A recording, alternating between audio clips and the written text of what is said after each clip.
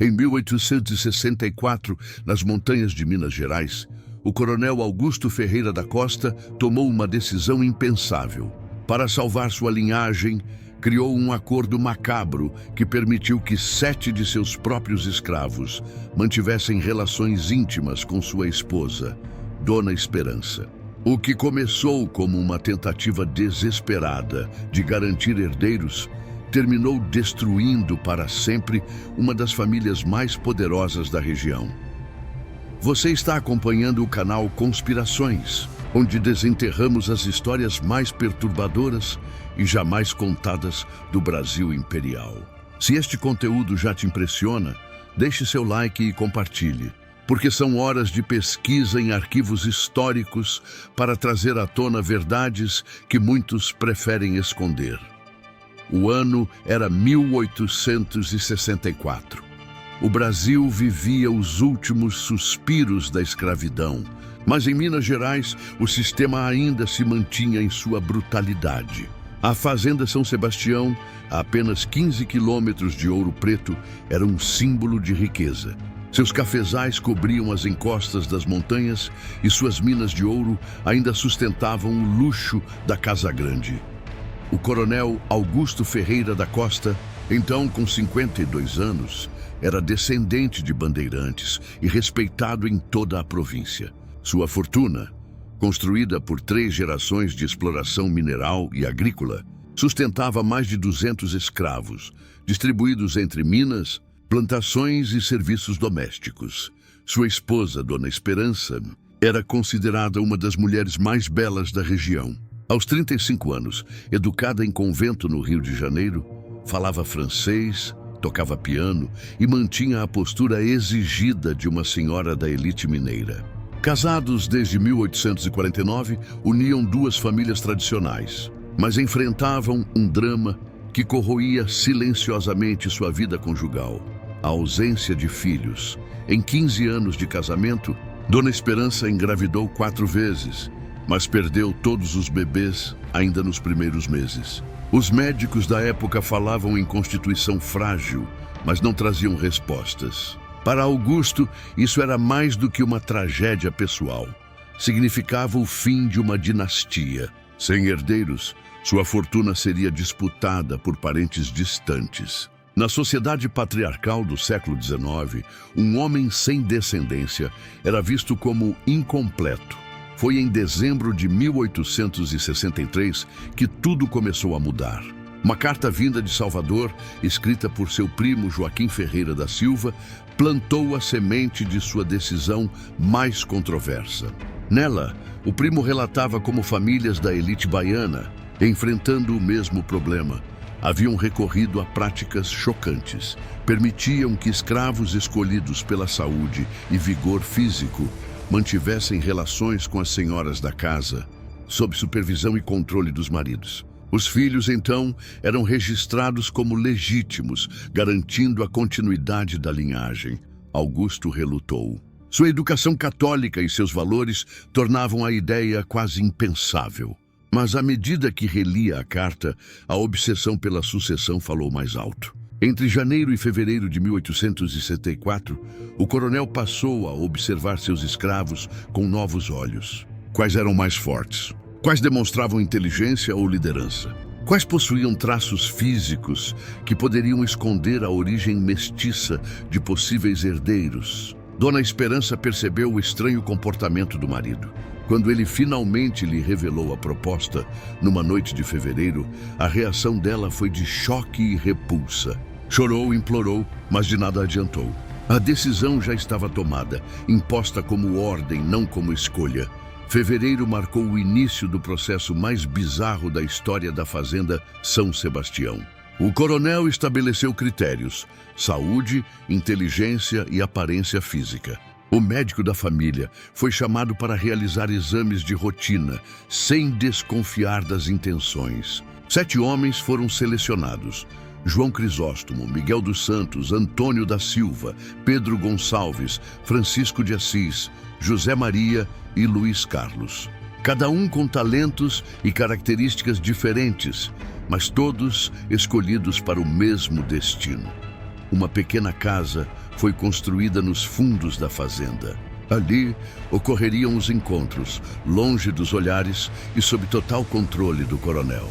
Em 15 de março de 1864, Augusto reuniu os 7 homens na varanda da Casa Grande. Uma manhã fria, com névoa cobrindo as montanhas. Diante deles, o coronel fez o anúncio: vocês foram escolhidos para uma tarefa especial. Uma tarefa que pode trazer benefícios para todos nós, mas que exige absoluta discrição e obediência. O silêncio foi absoluto.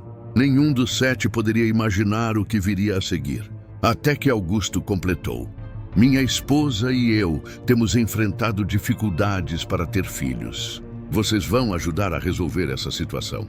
Cada um terá a oportunidade de contribuir para que Dona Esperança engravide.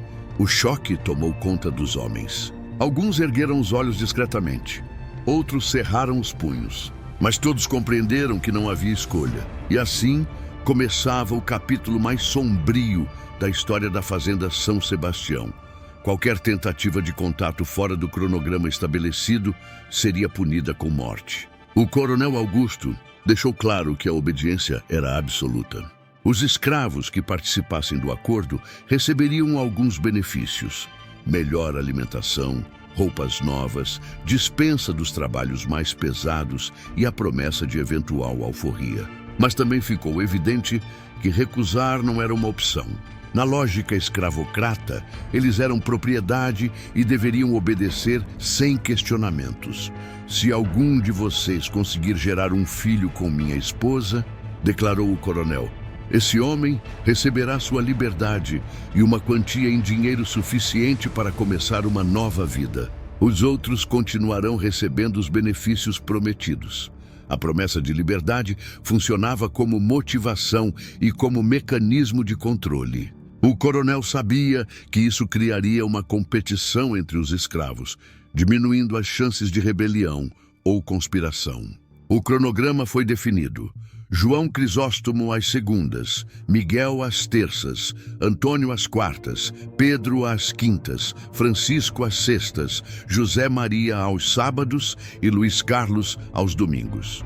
Tudo rigorosamente planejado para coincidir com o período fértil de Dona Esperança. Ela, observando a cena da janela da Casa Grande, sentia uma mistura de humilhação e terror. Passara semanas tentando convencer o marido a desistir da ideia, mas suas súplicas foram ignoradas. Como mulher na sociedade patriarcal do século XIX, não tinha escolha além de se submeter. O médico da família, Dr. Henrique Almeida, foi informado que Dona Esperança receberia tratamento especial para aumentar as chances de engravidar. Surpreso, mas sem questionar, seguiu as instruções. A medicina da época aceitava métodos pouco ortodoxos para lidar com infertilidade. A primeira semana do acordo começou em abril, coincidindo com o período fértil de Dona Esperança. Os escravos foram instruídos sobre roupas, higiene e comportamento durante os encontros. O coronel preparou uma pequena casa nos fundos, mobiliada de forma simples, mas com aparente dignidade. Cama limpa, bacia com água perfumada, uma janela com vista para os cafezais. Na segunda-feira, 4 de abril de 1864, o primeiro encontro aconteceu. João Crisóstomo, designado para aquele dia, entrou nervoso. Banho tomado, roupas limpas, mas com o peso insuportável da situação. Dona Esperança chegou de roupão branco, os olhos vermelhos de tanto chorar. Ambos sabiam que não tinham escolha. O encontro durou menos de 20 minutos, sem conversa ou intimidade. Era apenas o cumprimento de uma ordem. O coronel aguardava do lado de fora, fumando nervosamente e olhando o relógio de bolso. A rotina seguiu nos dias seguintes. Miguel, na terça-feira, demonstrou ainda mais nervosismo, sem experiência alguma com mulheres da elite. Antônio, na quarta-feira, foi direto e frio, tratando o encontro como mais uma tarefa. Dona Esperança, desesperada, desenvolveu estratégias mentais, fechava os olhos, rezava em latim, lembrava da infância no convento ou se distraía planejando arranjos de flores. Qualquer fuga da realidade era bem-vinda. Na quinta-feira, Pedro Gonçalves tentou iniciar uma conversa perguntando se ela estava bem. A gentileza fez com que Dona Esperança chorasse o encontro inteiro, deixando Pedro perturbado. Na sexta-feira, Francisco de Assis levou um ramalhete de flores da horta, simples mas carregado de humanidade. Foram as únicas flores que ela recebeu em todo aquele período sombrio. Enquanto isso, os outros escravos da fazenda percebiam que havia algo acontecendo. Os 7 escolhidos recebiam comida melhor, roupas novas e menos trabalho pesado. Mas ninguém ousava perguntar nada. O medo do coronel era maior do que a curiosidade. Em maio de 1864, surgiu o primeiro grande conflito. José Maria, homem religioso que aprendera a ler pela Bíblia, recusou-se a entrar na Casa dos Fundos. Ajoelhou-se do lado de fora e rezou em voz alta, declarando que preferia morrer a pecar contra Deus e contra a Senhora. Augusto ficou furioso, ameaçou chicotadas, mas José manteve sua posição. Dona Esperança intercedeu por ele, pedindo que fosse poupado. O coronel não podia castigá-lo severamente, pois chamaria a atenção. A solução foi transferi-lo discretamente para outra fazenda da família, sob a desculpa de promoção. Com isso, Luiz Carlos passou a assumir também os sábados, além dos domingos. A convivência dobrada trouxe uma familiaridade diferente. O mais jovem do grupo, sensível e carpinteiro habilidoso, começou a reparar pequenas coisas na casa. Uma janela que não fechava, uma tábua solta, dobradiças rangendo. Esse cuidado trouxe um alívio inesperado para Dona Esperança, que passou a esperar os encontros com ele com menos ansiedade. Mas os problemas não pararam. Em junho, Antônio da Silva, o tratador de cavalos, começou a demonstrar possessividade. Observava Esperança nos jardins, em momentos que iam além das regras estabelecidas. João Crisóstomo precisou adverti-lo diretamente. Qualquer deslize colocaria todos em perigo mortal. Cada escravo desenvolveu sua forma de lidar com o horror. Miguel tratava tudo como exercício técnico, frio e mecânico. Pedro conversava, trazendo lembranças e histórias. Francisco mantinha o hábito de levar presentes simples, tentando humanizar o que não podia ser humanizado.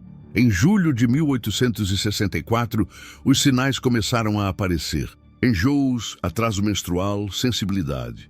Dona Esperança sabia o que significava. Estava grávida. Mas desta vez havia um detalhe perturbador. Ela não sabia quem era o pai. O Dr. Henrique Almeida confirmou a gestação. Estimava 6 semanas. Se tudo corresse bem, haveria um herdeiro no início de março do ano seguinte. O coronel, tomado de alívio e ansiedade, comemorava em silêncio. Seu plano havia dado certo, mas uma dúvida impossível o atormentava. Quem era o verdadeiro pai do filho que garantiria a continuidade de sua linhagem? A situação gerava uma conexão estranha e perturbadora entre Dona Esperança e os 6 homens que continuavam participando do acordo. Cada escravo reagiu de forma diferente à notícia da gravidez. João Crisóstomo, o mais experiente, compreendeu de imediato as implicações. Um deles havia concebido o herdeiro de uma das famílias mais influentes da região, mas jamais poderia reivindicar paternidade ou criar qualquer vínculo com a criança. Miguel dos Santos ficou profundamente perturbado. Jovem e solteiro, a possibilidade de ser o pai biológico de um bebê que nunca poderia assumir ou conhecer de fato causava-lhe angústia intensa. Pedro Gonçalves, que mantinha conversas com Dona Esperança durante os encontros, desenvolveu um instinto de proteção em relação a ela e ao bebê. Passou a perguntar sobre os enjoos, sobre sua saúde e sobre os cuidados da gestação. Francisco de Assis, com seus conhecimentos de plantas medicinais, começou a preparar chás específicos contra náuseas e a aconselhá-la sobre alimentação natural.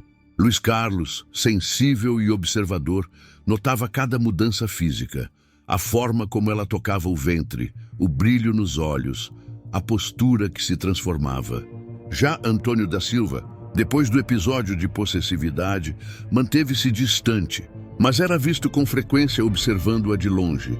Curioso com a criança em gestação, o coronel Augusto, determinado a manter o controle, decretou que os encontros continuariam durante toda a gravidez. Oficialmente, sua justificativa era médica.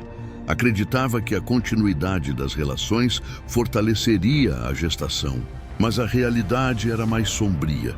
Ele não queria que ninguém tivesse certeza sobre a paternidade da criança. A gravidez avançava e, em 15 de março de 1865, após meses de tensão, Dona Esperança deu à luz uma menina. O parto, assistido pelo Dr. Henrique Almeida e por 2 escravas parteiras, ocorreu na Casa Grande.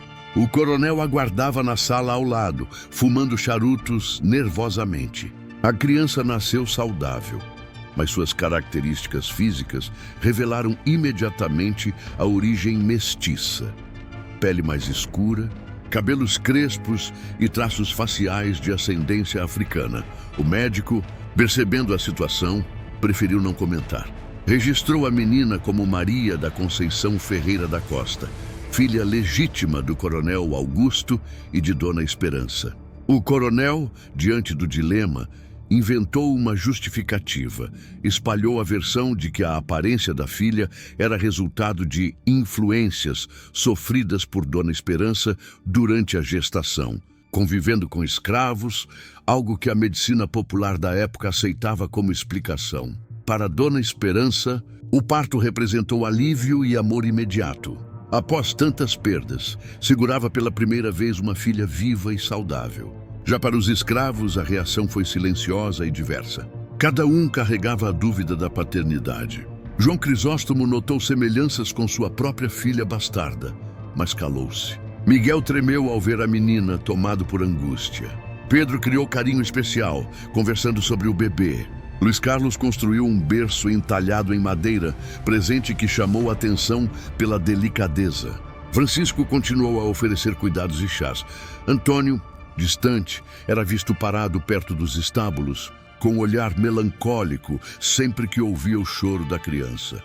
A presença da menina expôs a fragilidade do plano do coronel. O herdeiro havia nascido, mas com características que denunciavam sua origem. Em agosto de 1865, durante uma visita, a esposa do juiz da comarca comentou discretamente sobre a aparência interessante da menina. Era o primeiro sinal de que a elite local começava a suspeitar. Olhares desconfiados e conversas interrompidas em eventos sociais deixaram claro que a reputação do coronel estava ameaçada. Enquanto isso, Dona Esperança vivia sentimentos contraditórios. Amava profundamente a filha, mas cada vez que olhava para Maria da Conceição, lembrava-se dos meses de humilhação que a haviam levado à maternidade. Os escravos envolvidos começaram a apresentar sinais de desgaste psicológico. Pedro sentia culpa crescente ao perceber o sofrimento de Dona Esperança. Miguel se tornava melancólico e retraído. Francisco, mesmo cuidando, já não escondia a tristeza nos gestos. Luiz Carlos percebia o peso da depressão dela, chorando com frequência e lembrando a vida que perdera. A situação atingiu um ponto crítico quando, em setembro de 1865, Dona Esperança engravidou novamente. O que deveria ser motivo de celebração trouxe pânico. Uma segunda criança mestiça seria impossível de justificar. O coronel enfrentava um dilema. Continuar o acordo aumentava suas chances de ter herdeiros, mas também multiplicava os riscos de exposição. Encerrar, de repente, levantaria suspeitas. Foi nesse momento que João Crisóstomo ousou. Em uma conversa reservada com o coronel, sugeriu encerrar o acordo, argumentando que o sofrimento era insustentável e o risco social inaceitável. A ousadia foi recebida com fúria. Como um escravo poderia questionar sua autoridade? O acesso de raiva revelou a instabilidade crescente do coronel. Em outubro, ocorreu o primeiro incidente grave. Antônio da Silva foi encontrado bêbado perto dos estábulos, murmurando sobre filhos que não podia conhecer e pecados que não podia confessar. Outros escravos ouviram fragmentos e começaram a especular. O coronel, temendo que o segredo viesse à tona, tomou uma decisão drástica. Antônio foi vendido para um fazendeiro de São Paulo, oficialmente por indisciplina, mas na realidade para silenciá-lo. A remoção dele aumentou o medo entre os demais. Todos sabiam que poderiam ser descartados a qualquer momento. O acordo, criado para garantir a continuidade da família Ferreira da Costa, havia se transformado na semente da ruína. A segunda gravidez de Dona Esperança prosseguia. Mas todos sabiam, uma nova criança mestiça tornaria impossível manter as aparências. O plano que deveria assegurar o futuro da família agora ameaçava destruí-la por completo. A destruição completa da dinastia Ferreira da Costa começou em março de 1866, com o nascimento do segundo filho de Dona Esperança. Joaquim Augusto Ferreira da Costa veio ao mundo ainda mais visivelmente mestiço que sua irmã, exibindo características físicas que impossibilitavam qualquer tentativa de disfarce. O Dr. Henrique Almeida, ao examinar o recém-nascido, não conseguiu esconder a surpresa. 2 filhos com traços africanos, nascidos de pais brancos da elite mineira, ultrapassavam qualquer explicação médica da época. O médico, em silêncio profissional, limitou-se a registrar o nascimento, mas passou a recusar convites sociais na casa dos Ferreira da Costa. A reação da sociedade foi imediata. Em poucas semanas, toda a elite de Ouro Preto comentava o caso. Rumores se espalharam rapidamente. Alguns falavam em adultério, outros em práticas demoníacas. Em abril de 1866, o padre Antônio Nogueira chamou o coronel Augusto para uma reunião privada. Na sacristia, alertou sobre o escândalo público que crescia, sem acusar diretamente, mas deixando claro que os rumores já comprometiam a reputação da família. O coronel, acuado, cometeu um erro fatal. Tentou subornar o padre com uma doação generosa. O gesto foi interpretado como confissão de culpa. Padre Antônio recusou e passou a pregar sermões inflamados sobre pecados ocultos e a importância da pureza moral. Dona Esperança, devastada com o nascimento do segundo filho e com o colapso social da família, mergulhou em depressão profunda. Reclusa em seus aposentos, passava dias chorando e recusava visitas. A maternidade, que deveria ser sua realização, transformara-se em fonte de vergonha e sofrimento. Os escravos envolvidos no acordo viviam sob constante terror. João Crisóstomo foi transferido para as minas mais profundas. Miguel dos Santos, enviado para áreas isoladas de manutenção. Pedro Gonçalves, rebaixado ao trabalho no campo. Francisco de Assis e Luiz Carlos, percebendo a ruína iminente, tomaram uma decisão desesperada. Em maio de 1866, numa noite sem lua, fugiram levando apenas as roupas do corpo. A fuga chamou a atenção das autoridades e ampliou a desconfiança sobre a fazenda. A pressão social aumentava. O coronel, agora mergulhado na bebida, negligenciava os negócios. Dívidas se acumulavam, fornecedores cortavam relações e a produção despencava. Em junho de 1866, a Câmara Municipal de Ouro Preto aprovou sua remoção de todos os cargos públicos. Oficialmente alegaram negligência administrativa. Na prática, era o ostracismo definitivo. A derrocada financeira foi rápida. O império, construído em 3 gerações, desmoronou em menos de 2 anos. Em agosto de 1866, Dona Esperança tomou a decisão final. Usando plantas tóxicas da horta, envenenou-se com um chá mortal. Deixou uma carta confessando os pecados a que fora submetida e pedindo perdão a Deus e aos filhos. O suicídio confirmou publicamente os boatos. O coronel, ao encontrar o corpo e a carta, sofreu um colapso mental. 3 dias depois, foi visto vagando pelos cafezais, murmurando incoerências sobre pactos com o diabo e filhos amaldiçoados. Em setembro daquele ano, a Fazenda São Sebastião foi leiloada para pagar dívidas. O coronel foi internado em um asilo em Barbacena, onde morreu anos depois.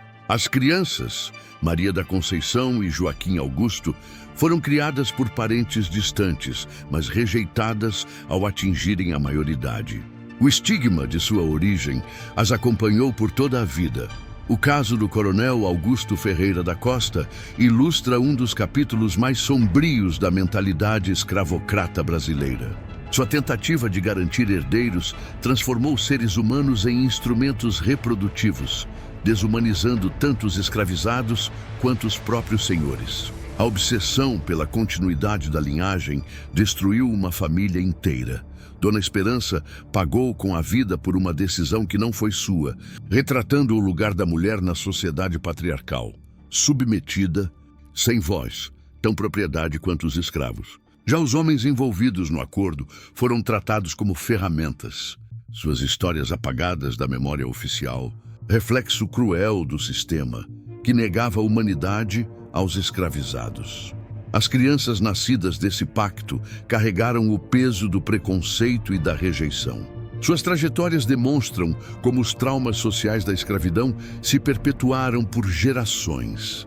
Essa história perturbadora nos obriga a encarar o passado sem filtros. É um lembrete de que as sombras da escravidão não se limitam às senzalas, mas atingiram também as casas grandes, corroendo famílias inteiras. O canal Conspirações existe para trazer à luz essas narrativas esquecidas, mesmo quando dolorosas. Se este conteúdo provocou reflexão, deixe seu like, compartilhe e comente como você acredita que devemos lidar com esse legado em nossa sociedade. Conhecer as partes mais sombrias da história é essencial para construir um futuro mais justo e humano.